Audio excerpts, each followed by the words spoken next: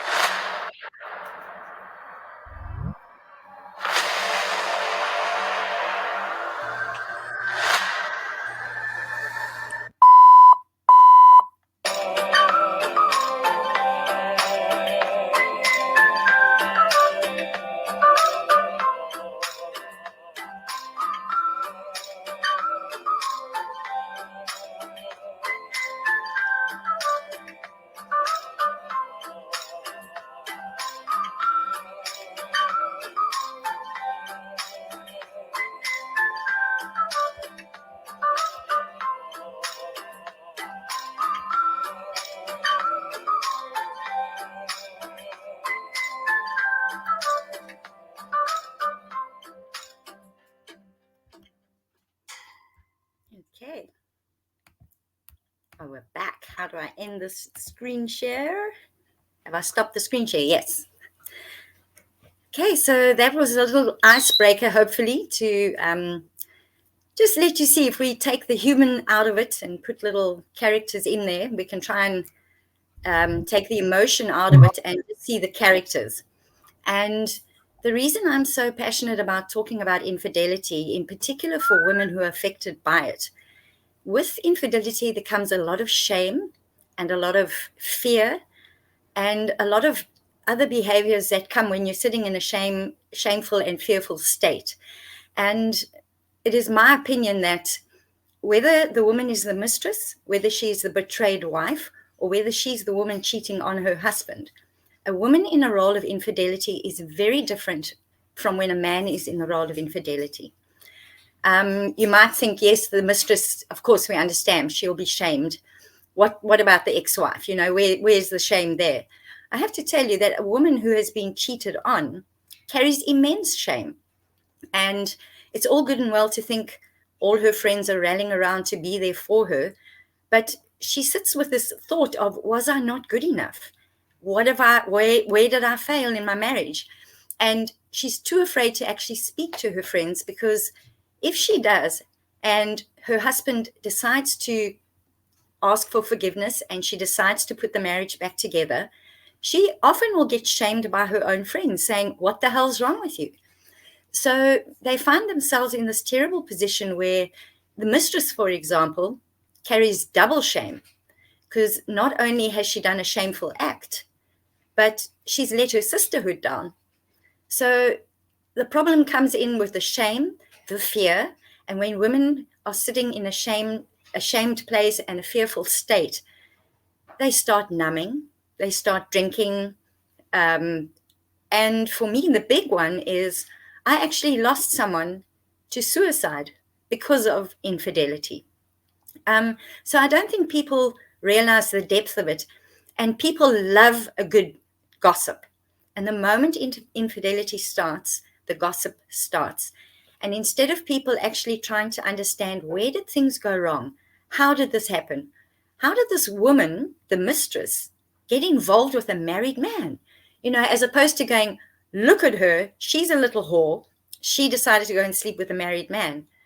A lot of the times she is pursued, and a lot of the times, not always, I want to make that very clear, not always, but a lot of the time the men who are doing the pursuing are narcissistic personality types. So they go out of their way to woo you. You get pulled into this web. Sometimes these women don't even know he's married until they find out. So there's a whole lot more that happens behind the scenes, but nobody stops to go, what the hell happened there? What caused this to happen? And let me get in her shoes. Let me empathize with her. Let me show her some compassion. Because the moment that happens and the moment she's able to talk, even if it's to just one person, shame can no longer exist. Because the moment we start talking about shameful things, you start getting the courage to actually lean on someone, to reach out. And Caroline, you and I have spoken about this in your podcast, that idea from Simon Sinek, where he talks about the 8 minutes. And I think this is a very special thing for you to share amongst your communities, your friends, is oftentimes you will know yourself. If you're sitting in a position where you have got a problem, but you're too ashamed or afraid to reach out, but you really need somebody, the password between the friends is you send a message to your friend saying, do you have 8 minutes? The friend will receive the message and read on her phone, do you have 8 minutes? And she'll know instantly, my friend's in trouble or my friend is in need. Doesn't matter what it is, I'm phoning her. And you pick up the phone and you phone your friend and you say, right, you've asked for 8 minutes. What's going on? And even if the friend decides not to speak up, even if the friend more than likely is not going to speak up that very first time, she's given you the tiniest hint. There's shit going down in my life and I need somebody. Please don't ask questions. So it's this little password. And I can't thank Simon enough for having discovered this little clue, because I think it's a beautiful, beautiful idea. And my own personal story, I grew up in a very normal home. Now I am going to be sarcastic. I grew up in a very normal home with a very normal family, with a very normal father. And my father was the kindest of kindest men, so much so that he took pity on these women, these single women who were all alone, and he would invite them home for Christmas lunches. He would come and join our family for lunch. They would come, and we were little children. We were none the wiser. This was this poor auntie who had nobody to spend Christmas with. At the time, I know that my mother did not know that this woman was his mistress, and this is what he did. So we grew up seeing this kind of behavior. We grew up knowing, and it wasn't just one occasion. As I got older, I got wiser. The other character that you saw in the cheetah video is the what I call the handler or the secret keeper. Now, the secret keeper plays a pivotal part as well, because the secret keeper either finds out by mistake, or the cheating spouse or the mistress will confide in someone, and now somebody else knows the story. And the secret keeper can either make or break what's going on there. They either are highly confidential and keep your secret, but most times, somewhere along the line, that secret becomes too heavy for them, and the story comes out. I happened to end up being my father's secret keeper. I was about 16 years of age. We had landline telephones, you know, the phones that are stuck to the wall so you can't go and hide in a cupboard and have a conversation. And I happened to walk into the room, and I think he thought he was alone.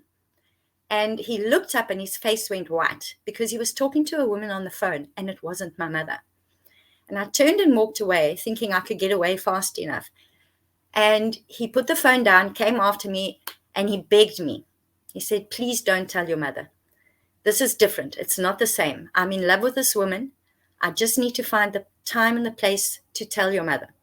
If you tell your mother, you are going to break her heart. Please keep my secret." That is the shittiest thing you can do to a child. But he did it. And it became this little game. I was the secret keeper. And, you know, I was in on this little secret that nobody knew about. And it was slowly affecting me. My schoolwork started dropping. I couldn't face my mother. And all the while, my narcissistic father was carrying on with his life. Anyway, we park that for another discussion for another day. The point being that I have been affected by infidelity in every way, shape, and form I could possibly think of. It's almost like everything in my life has put me on a path to be able to talk about infidelity openly and to encourage others to be able to speak freely. I myself, even though I was in this home seeing the infidelity, I vowed I would never, ever, ever get involved in a situation like this. I saw the damage it did to my family. I saw the pain it caused my mother. There is no ways on this earth I was going to get caught up in this. And then this knight in shining armor came into my life. He wooed me, he pursued me, he told me I was special, that no strings attached. He was lonely, he needed someone to talk to. He was miserable at home, he was stressed out at work, but I brought a light into his life, and he just enjoyed being in my company. And he kept reassuring me. I was young. I had a little baby. I was a single mother. And he slowly but surely wooed me in. And before I knew what was happening, you wipe the shit out of your eyes. You're in a relationship with a married man.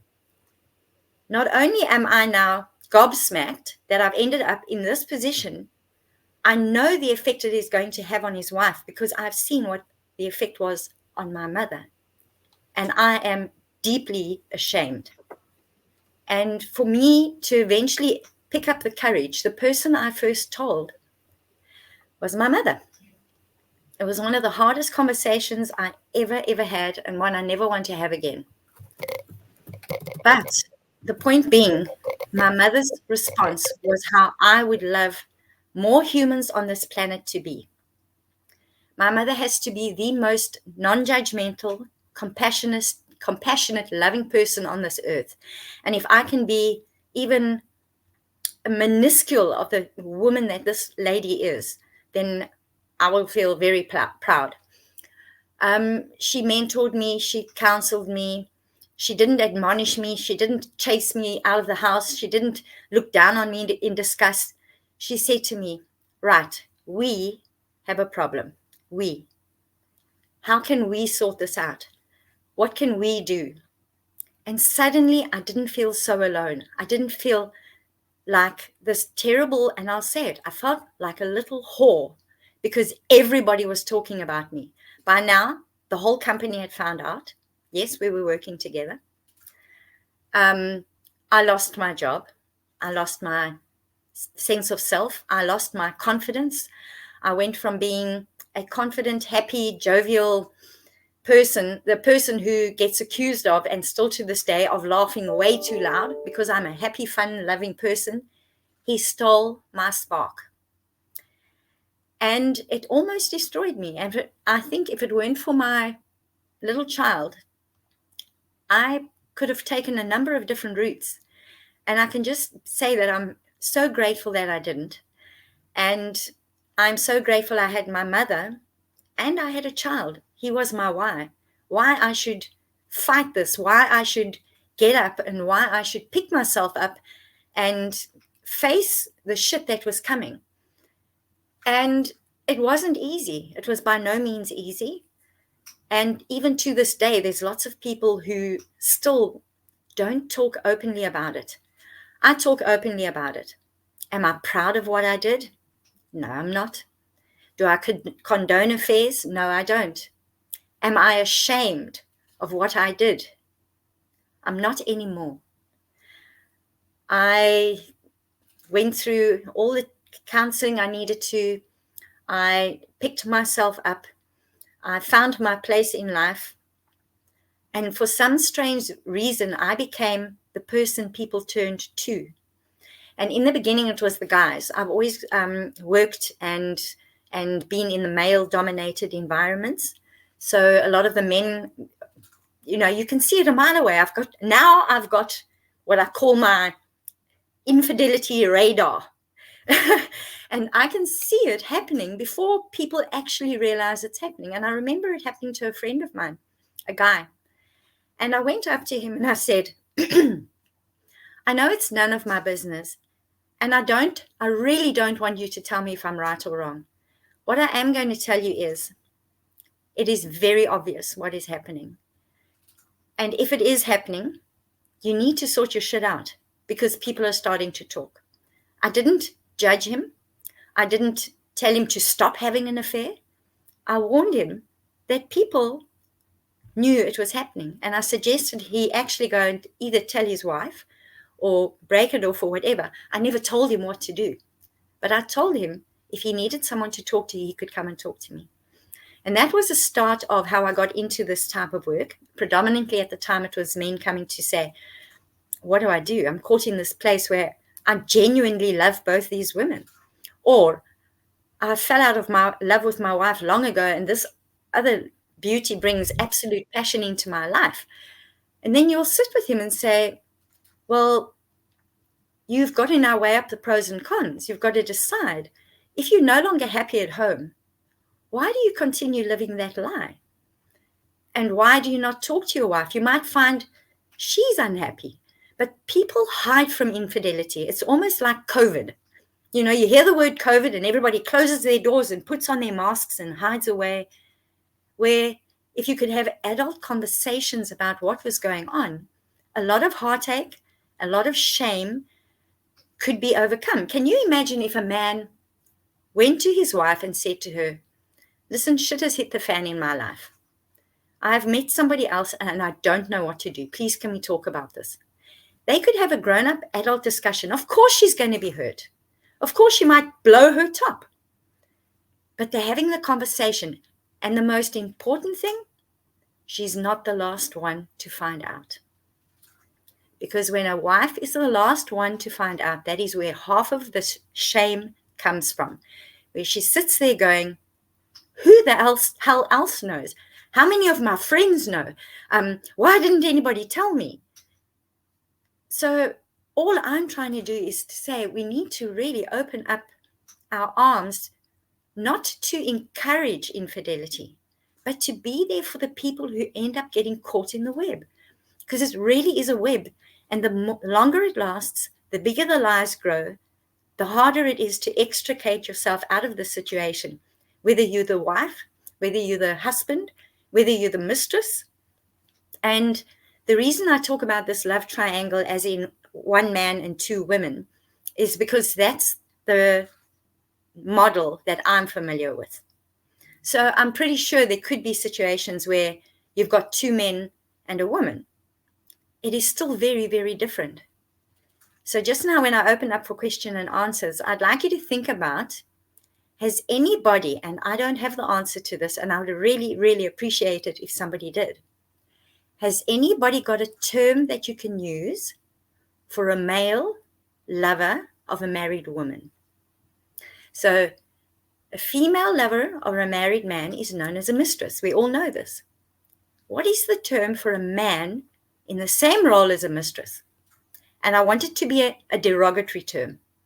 I don't want to have your toy boy, sugar baby.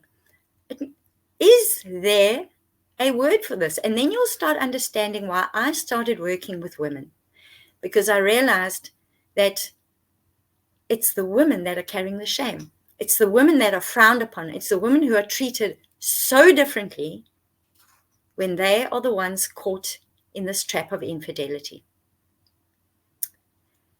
So what I'm trying to do is to bring hope to the hopeless, to be the voice for these women who cannot stand up and speak up.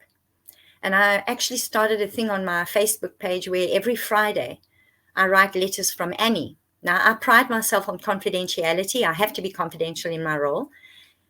And what I do is I allow women to send me emails very confidentially, and they write a letter to somebody that has hurt them. And I take that letter, I change the words ever so slightly, and I make the letter from me, and I make the letter to somebody else. I change the names. And then I post that letter on a Friday as if it's written by me, hoping that people can find themselves in that letter and realize they're not alone. And this has been therapeutic for a lot of women, that they're able to share their story, even if it's just in a letter, even if they never give that letter to him. They've written that letter. They've written what's on their heart. And somebody else has seen them. Somebody else has taken that letter, made it so that it remains confidential, but she gets to see her letter out there, and she gets to see the comments that people make. And the comments under those letters, I watch them carefully. And I have to tell you, there are heartfelt messages coming from both men and women.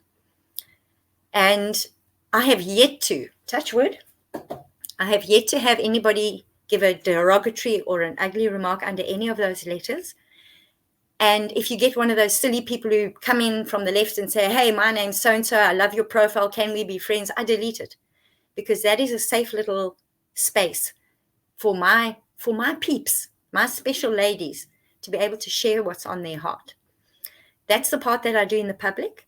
In private, I've got a very private little group for women who eventually have gone through the on my one-on-one work that I do with them, to make sure they're in a space where they are comfortable to share. I'm not a therapist. I'm not here to fix your problem. You got yourself into the shit. I'm going to be by your side. I'll guide you. I'll advise you. I'll tell you what worked for me and what didn't work for me. I'm not a therapist. You need to have your therapist, but I can hold your hand, I can be by your side, and I can fully empathize, because I sure as hell know how it feels to be on the receiving end. So I think I'm going to open it up a little bit. My first question to everybody else is, and I can't see the chat, so Caroline, if you see anything coming in, has anybody got a word for a male lover of a married woman? I'd be curious to know. Yeah, this was an amazing share. Thank you so much. I have a little problem. So my paradigm is telling me not to read there were there were fun, but yeah. Lucy, if you want to, so we have a suggestion from Lucy and from Cherry Ann, and you are invited to come on stage, of course, because what I took away from what you were sharing is to have a conversation, and you called it Absolutely. adult conversation or something, even if it hurts, then or it's about honesty as well. So please, you are invited now. Thank you, thank you, Good. thank you. Who's coming up? Annie, it's Lucy. I'm Hi, embarrassed. Lucy. Hi. It was one thing to write those two single words, but it's so hard to say the word. I know. I didn't see the words. What were the words? Well, if it starts with M and the second word is F, And you're talking about the married man. Yeah. You said, what do you call? Somebody said it was a male slut. You know, Yeah. Yeah. Okay. But do you see what I'm saying? There isn't really a term. there isn't Um, really a term, but that's all. Yeah. But there's certainly lots of terms for women yeah. And who that's are, my whole argument. yeah, You know. yeah. But, I honor you for the work that you do. I mean, these are things that are not talked about a lot, Yeah. and they need to be because there's so many people who suffer. So thank you for impacting so many women's lives. I mean, the fact that you're there and you're listening, and they know that they can trust and be honest with you. So thank you Yeah. for the work that you do. Lucy, thank you so much. Yeah. Yeah. It would be lovely to have more conversations like this where there's less judgment. It's Right. human nature to judge. It really is human nature to judge. None of us can actually say, I've never judged anyone in my life. I pride myself on being non judgmental, but there are times I'll catch myself. Um, I do my best to be non judgmental. And Lucy, you've just filled my heart. Thank you. Thank you. Because even if it just touches one person's life, if I save one life, they've got that beautiful Exactly. story of the starfish where the little boy's on the beach Yeah, throwing starfish into the ocean. I And the love that old man story. comes up, yes, and he says, "Little boy, what are you doing?" He says, "I'm throwing them back in the ocean because they're gonna die if they don't get into the water." Mhm. And he says, "But there's thousands of starfish. You can't throw them all back. You're never going to make that much of a difference." And he picks up one more and he throws it in and he says, "I made a difference to that one." And that's what I want to be. Exactly. Make a difference. Yeah, Thank you. absolutely. We just never know how we, can impact people's lives, Yeah. and so thank you for the work that you do. Lucy, thank you. Cool. Any others? I'm an open book. Throw your questions. I don't have a question, but I found the topic very interesting. I wasn't sure what the topic was until just before I went to click on, but I loved your suggestion to say to whoever is doing the infidelity to go to their partner, their spouse, Yeah. and say, look, this is what's happened. Because Yeah. it's so true. I know on for one of my sisters, um, and one of my brothers that they were, quote, the last to know. Always. Mm, And yes, it's a difficult conversation to have with your partner, but it comes back down to respect. If you really respect your partner, you may have lost love for them. And that does happen in marriages. The love disappears. But it comes down to having respect for that person to actually have the balls. I'll put it bluntly, because it takes big balls to do it. I've made a mistake. Or maybe it's not a mistake. I am planning to. I'll share a story with you. I have a friend, I won't name his name, but I know he would happily share his story, so I don't have a problem sharing it. And he started falling in love with a girl younger than himself. And everybody accused him of having an affair. And he came to me and he said, "Annie, I really am not." I said, "Well, it sure as hell looks like it." He was in aviation and there was a photographer at the airfield who loves taking photos of airplanes. And he happened to take a photo of my friend as he took off into the air. And everyone was going on about the airplane. And one person circled a little head in the post and said, "Who's that next to him?" And this was this woman he was falling for. And I really do believe he wasn't in a relationship with her yet. We've got a close enough friendship that I was one of his 8 minutes, he could talk to me. And after that photo went out, it was in the aviation circles, I said to him, "What are you going to do?" And he said, "What you told me to do long ago, I should have done it, and I'm going to do it tonight." And he went home and he phoned me. It must have been about 11 o'clock in the evening. And his wife is a German woman.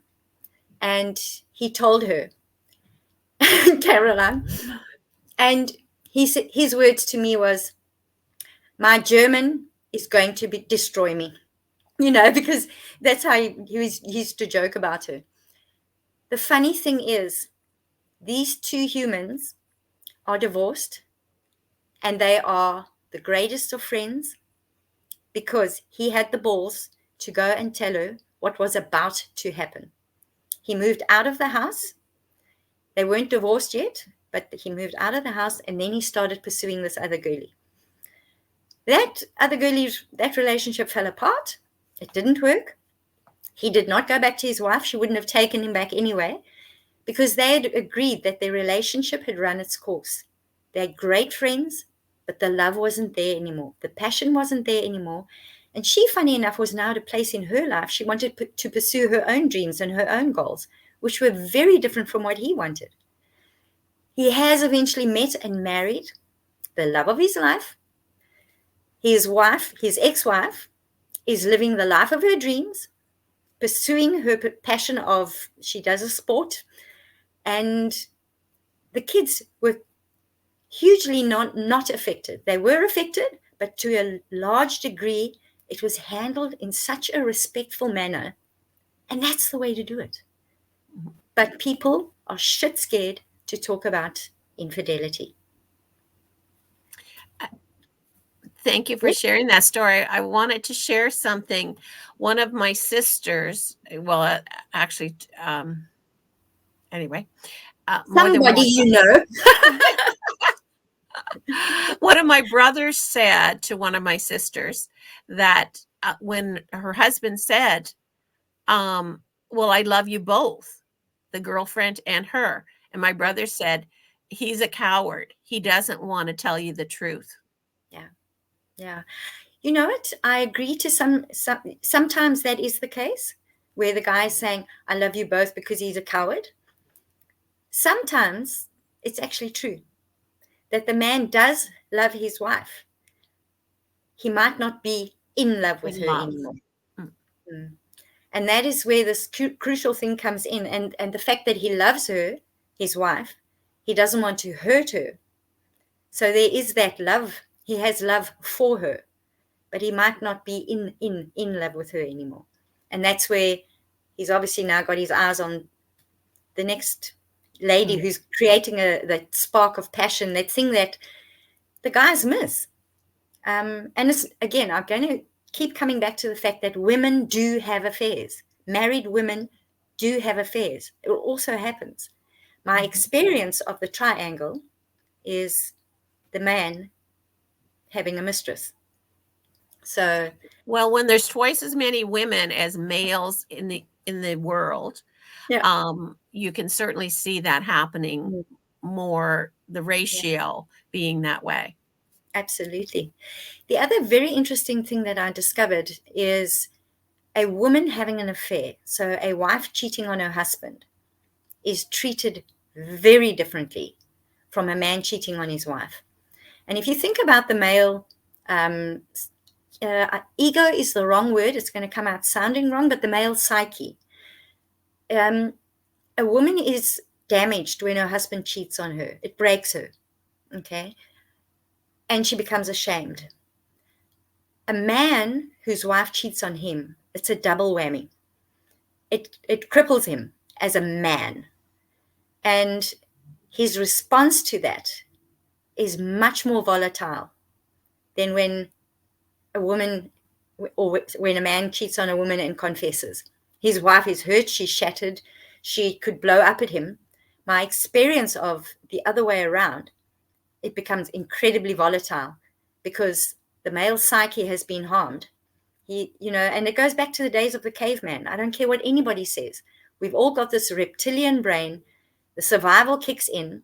Somebody has touched his property, and he loses it 99% of the time. And yes, I've seen that as well. I've never Annie, I never understood why women took men's names when they married. I mean, who decided that, this is my wife, It's so it's so weird when you think it. Well, it's weird for me. But, obviously, if you look at my name, my family name is Rosa. My ex-husband is Stodgy. I really need to get rid of the Stodgy because he's my ex-husband. We're good friends. It doesn't matter. But I live in a Mexican. I live in Mexico, so for the Mexicans, Lucy Rosa is a first name. So it became very difficult for me. Well, what's your last name? Rosa. No. What's your last name? And that happened to me in Spain because I lived in Spain too. I mean, I thought, what am I going to do with this name? It's like, but it made it even worse because now I get Stogie and Stoggy and all sorts of things. But I never understood where that came from. Why women had to take men's names, because they married, like they're a piece of property or something. And initially how it came out, it wasn't, I don't know the full background to it, but it used to be, for example, like you would have been Lucy Rosa, and then you would have changed it to Lucy das Stodgy, Lucy of Stodgy, meaning Lucy belongs to him. Yeah. So there used to always be like my surname now, Boone, okay? It should have been de Baron. Back in days gone by, I did a lineage search on this surname. This is my married surname. My maiden name is about this long, doesn't fit into a screen, so I just stuck with the short name. But the surname Boone used to be de Baron, belonging to Boone. And I'm assuming, I don't know the facts, that's my little guess at how we ended up with carrying the man's name. You belong to him, As if you were property, yes. Mm-hmm. Yeah, because you were then. You actually were back in the day. But we're not there anymore. That's why people are not getting married anymore also. It's true. So true. Is there anybody else with some questions? I'm happy to answer. So amazing. Thank you so much. We have questions in the chat or comments from Cherry Ann. Would you like to speak on stage to us, Cherry Ann? So amazing. Cool. How about that? Hi. Actually, I wanted the question read out, but that's okay. No problem. So my question, thank you for bringing the subject up, which I totally agree with your points. Women are shamed in so many different ways in comparison to men, especially when it comes to infidelity. So my question is, what's your perspective if exists a couple who aren't intimate anymore, they've grown out of each other, the relationship doesn't exist, but they stay together only for the sake of the children? Say one of them, either male or female, should have an external affair even though they're married. Would that be condemning? How would that affect? What's your perspective? Okay, staying together for the sake of the kids, out of my own experience, I think is a terrible idea. I agree. That is my own personal opinion. I know a lot of people would think differently. Mm-hmm. For me, as a child growing up in a home where this was happening, it clearly had an impact on my life. Seeing how this type of thing affected my own children, it had an impact. My choice was to leave. Mm-hmm. And the bottom line is, I think every couple is going to make a decision based on how they work as a couple. There are couples I know that do stay together out of the sake of the children, and they then have a side agreement that it is okay for either of the partners to go and do their thing discreetly. I've also got an aunt, and literally my oldest child is 30. Okay, 30, he's turning 31 maybe.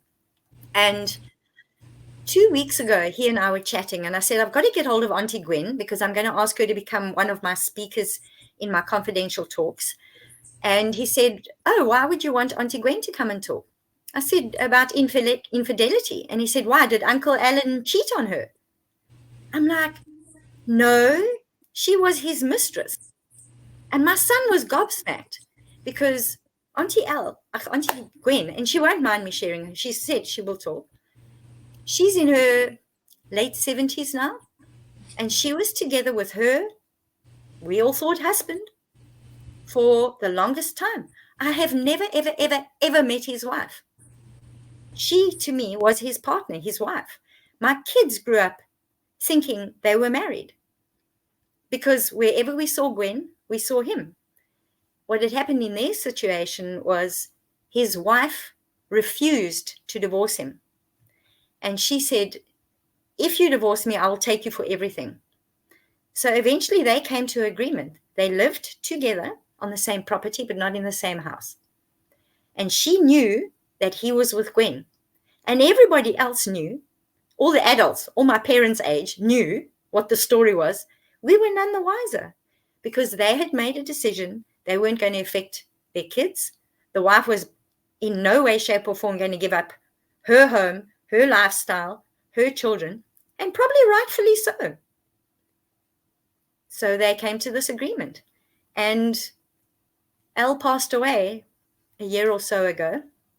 And the sad thing is that at the funeral, she wasn't seen as the spouse, even though she had been his partner. I think they've been having an affair for over 40 years. Everybody thought they were a couple. Those in the know knew that they weren't married, that she was his mistress. I certainly didn't until I was in my 20s. My oldest son only found out 2 weeks ago. But they decided, coming back to Sherry Ann's question, they decided what worked for them was to keep the family together, ostensibly, until the kids had grown up. And like I said, I salute that. If they can make that work, fantastic. Most of the time it doesn't. I think a lot of the time there's more damage than, because there's this lack of adult conversations going on. Thank you. Thank you for the question. It's a really complicated topic. Yeah. And there's so many right and so many wrong answers, and there's not one right and there's not one wrong. It's literally about having a discussion and seeing how you both feel about it. And I don't know if any of you know about the Ashley Madison scandal. I certainly wasn't familiar with it, and somebody recently told me there's a documentary on it. This was a website that was created for married couples, not for couples, married people who wanted to have an affair but didn't want to leave their spouses. We're still very much in love, but we're looking for something on the side. And this website, it's like a dating site for married people. And the gist of this documentary, it's called the Ashley Madison. It's on Netflix. It's only 3 episodes. Go and watch it.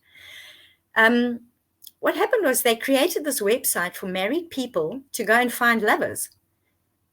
And that was all it was about, sex and getting to talk to someone else. You didn't want to ruin your marriage, and it was highly, highly confidential until they got hacked. Millions and millions of people's names came out. And the reason I raise this is because, first of all, the way it affected various people. Some people have spoken in the documentary, how the real people, not actors, spoke about how it affected them. Some managed to keep their marriages together, taking a lot of forgiveness. One woman was a pastor's wife, and she's now busy doing talks about this. She went to work. This list got released. She came home from work. Her husband wasn't where he normally was, in the kitchen. And eventually she found him in the garage. He was high up in the church. His name came up on the list, and he couldn't deal with the shame, and he committed suicide. So even with this website, and we're not talking about hundreds of thousands of people, we're talking about millions. Even after this big, huge leak, even after you would imagine people would be shitting themselves, the names of people were from high-ranking officials to, you know, your ordinary man on the street. And even though this happened, apparently this Ashley Madison website is still flourishing, because infidelity is part of life. It is here to stay, and it doesn't matter if you try and crawl behind a rock, it's not going to help you. We need to speak. I'm sorry. Yeah. Please go ahead, Sharon. No, I was, that what comes to thought is, does this prove that the traditional marriage doesn't really exist? It doesn't work, because what comes naturally is for external affairs for certain people. Not everyone, Correct. but it does exist. And as a society, how do we, as human beings, sort of deal with that? Because you're, like you said, you're not going to get it. You're not getting rid of it, but and it does exist, and you just have to acknowledge it. How do we deal with it if you're in a relationship, and you have a man and wife in a relationship, and that occurs? Yeah. Ideally, it shouldn't happen. Ideally, it shouldn't happen, but we are all human beings, and Yep. nobody is perfect, and it is going to happen. Yeah. Whether you like it or not. I think the kind of thing that would be really ideal is for a couple prior to getting married to have some sort of session, a little discussion around this particular topic. How would we Absolutely. handle this? Yeah. And I have to tell you, I had that conversation with my ex-husband, and it was one of those, I was categoric. If you were to cheat on me, it wasn't just with him. As a group of friends, we were still married. As a group of friends, we were talking about it around a dinner table. And I was adamant. I had grown up. I'd been affected by this. You cheat on me, your ass is out that door. Okay. He and another friend of his who are older said they're older and wiser. If their partner cheated on them, they would want to try and understand why. And they would want to try and work through it. If it is even possible to work through it, but they would be open to try and repair the marriage. Another woman at the table said she wouldn't want to know. Don't tell her. She'd rather not know. Another woman said if all her friends knew about it and she was the last to know, she would disown her friends. So it's each to their own. But if we are able to just have conversations like this, I dare you, next time you're at a dinner table, say, I listened to this talk by this crazy bitch Annie. She was talking about this. How do you guys feel? It's easy. You start the conversation and you use me as the reason why this conversation came up. Like, what do you people think about this? And you'll start getting, either people are going to just clam up and say, you crazy bitch, I'm not talking about this. Or it'll start a conversation.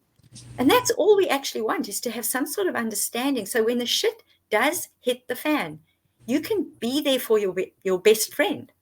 You can, if it happens to you, you can know, gosh, and no, this is not a sales pitch, but gosh, there's this woman that actually does talk about it, and I know I could talk to her and she won't judge me. We need to have more of this kind of open two-way conversation instead of hiding from it. Like I said, I liken it to COVID. When it first came out, everybody was scattering in all directions, hiding behind masks, locking themselves up, isolating. It's like people are scared that if they mention the word infidelity or mistress or betrayal or adultery, that it's like this little disease that's going to creep in your door. It's going to creep in anyway. If it is ever going to, it's going to. There's nothing you're going to do to stop it. But if you've got open communication with your spouse, the likelihood is going to be far less, because you are talking about this openly before the shit hits the fan. And it's, like I said, in an ideal world, it doesn't happen. Thank But it you. does. Thank you for the questions. I'm loving this. Cool. Wow, thank you so much for sharing all this wisdom and knowledge with us. I'm so glad we have.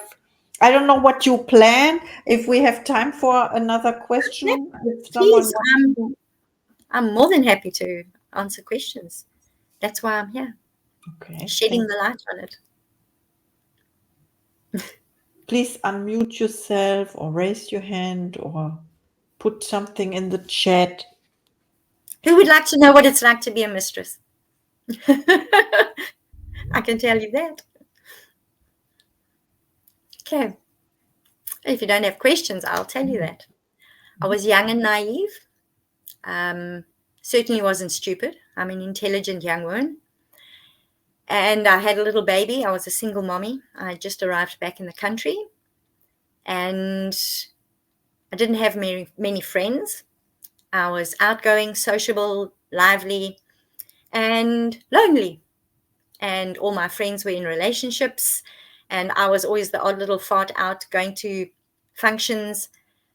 And for some strange reason, one of the company socials, we used to have a lot of socials. It was a marketing company. And we used to have a lot of socials. And slowly but surely, one of the guys started drawing closer and closer to me. And he reassured me. He just needed me as a friend. Let's go out for a dinner. And I said to him, aren't you married? And he said, yes. He never wore a ring, ever. And he said, yes, but that's not what this is about. I just need a friend. And I said, okay, fine, we'll go for dinner. And we went, no, it wasn't dinner, it was a drink. We went out for a drink, poured his heart out to me. He was very stressed out about the business, high pressure. All he needed was a bit of release, and he couldn't get it at home. She didn't understand. She just moaned about the long hours he worked. And besides, it wasn't sinking into my head. This man's working long hours. He should be home with his wife now. Instead, he's sitting with me, and I'm cheering him up. God, I'm such a clever, wonderful young lady. I'm here to brighten his world. And the dinner led to the drink led to a dinner. And the dinner leads to him saying goodbye, and he opens the taxi door for me, and he just strokes my arm in a little bit more of an inappropriate way that you know it's not. And you're hooked. And this is what narcissists do. They throw the little hook out there, and they slowly reel you in. And they tell you how amazing you are and how special you are. And he was getting divorced. That is what I was told. The divorce was in process. And I fell madly in love with him. Madly in love. That when his wife found out, I was now at this point where I couldn't just walk away. I did. But it broke me. Absolutely broke me. And he continued, after his wife had given him warnings, he continued to try and come back into my life, to try and knock on the door, to keep saying, listen, I really love you. I didn't mean to hurt you. He carried on. Eventually, he did get divorced, and we did get together. And it didn't work. Because when you start on a rocky foundation, it's doomed. So yeah, I'm one of those silly Billy bitches that got caught up in the web. I'm not proud of it. His ex-wife and I are actually friends, funny enough. Why? Because as two adult women with children between us, we realized a conversation needed to happen. He didn't want this conversation to take place. He was dead against it. And she and I spoke. And it was the best thing we could have ever done. An adult conversation about what the hell went down. It gave her answers. It gave me answers. And it created a stable base for all our children to know where they stood. Conversation. So, yes. Amazing. Thank you so much. So conversation is the key. I agree here. Thank you. Thank you. Thank you. It was a great conversation. Kudos Thank you. to you, Annie, from Cherry Ann in the chat. I'm happy that you are here. And thank you Yes. to everyone who asked. And thank you for everyone being open-minded and open-armed and non-judgmental in discussing this topic. I do appreciate it with all my heart. It was great. I will stop the Thank you. recording and then, yeah, I see Thank you. you on the next stage event. Thank you, thank you, thank you. Thank you, Caroline.